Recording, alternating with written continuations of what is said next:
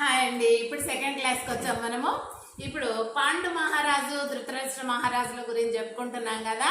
ధృతరాష్ట్రుడు పెద్ద ఆయన రాజ్యపాలన చేస్తుంటాడు. ఆయన కుమారులు 100 మంది. వాళ్ళనైతే ఆయన కంట్రోల్ చేయలేదు, కొడుకులను అదుపులో పెట్టలేదు.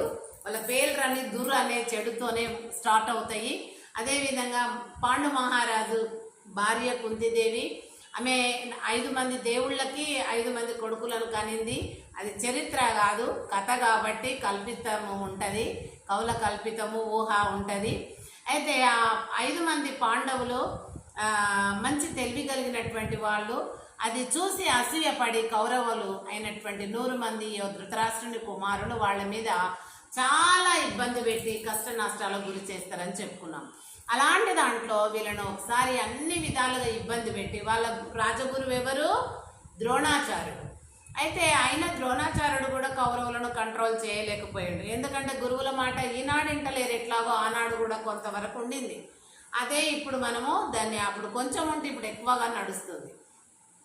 అయితే పాండు మహారాజు పిల్లలైనటువంటి పాండవులు ఎంతో బుద్ధి కలిగి జ్ఞానంలో కానీ చదువులో కానీ ప్రజల మన్ననలు కానీ పొందుతూ ఉంటే, కౌరవులైన 100 మంది ధృతరాష్ట్రుని కుమారులు ఓర్వలేక వాళ్ళని చాలా రకాలుగా హింసలు పెట్టి, నానా కష్టాలు పెట్టి, బాధలు పెట్టి చివరికి 14 సంవత్సరాలు మరి అజ్ఞాతవాసమైనటువంటి వనవాసానికి పంపిస్తారండి.